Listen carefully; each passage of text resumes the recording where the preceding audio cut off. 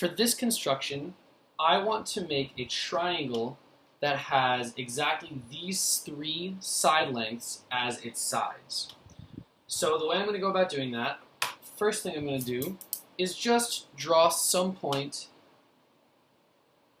to be the first point of my triangle. I'll call this maybe point H. Next, what I need to do is just measure out one of the side lengths with my compass. So I'm going to measure out the length of side B. There's my length. What you're going to do next is center it at your first point. Center at your first point, and start by just drawing a tiny little arc. Doesn't need to be too big, this arc. And I know now that any line that I draw from point H to this arc will have the same length as line segment A. So let's just choose any old point on here. Let's go over there.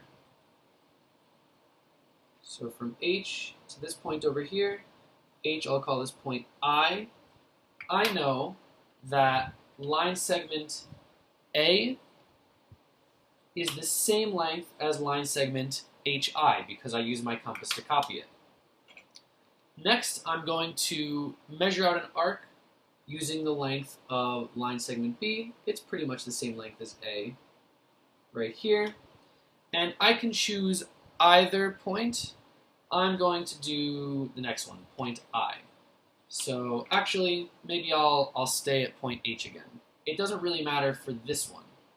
So I'm going to draw the arc. This time I'm going to draw the arc a bit longer. I want to make sure, because this arc is going to have to intersect another one, I want to make sure I draw this arc long enough that it'll make the intersection no matter where it goes. So here's my arc.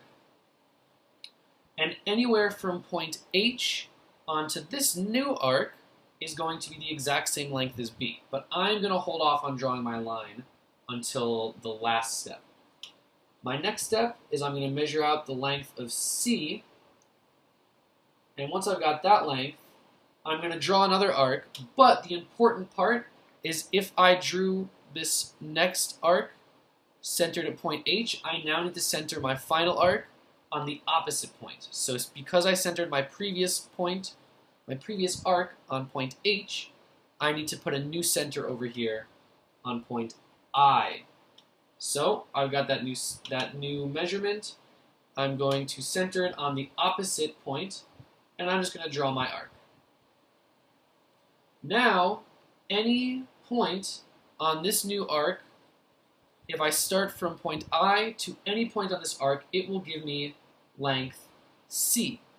The issue is I want line segments B and C to hit at exactly their tips to make a triangle. If they cross each other, then they're not going to make a perfect triangle. So this is telling me the place that'll get me length B from H to here, and it will also get me length C from I to there, but they also hit each other at the same time.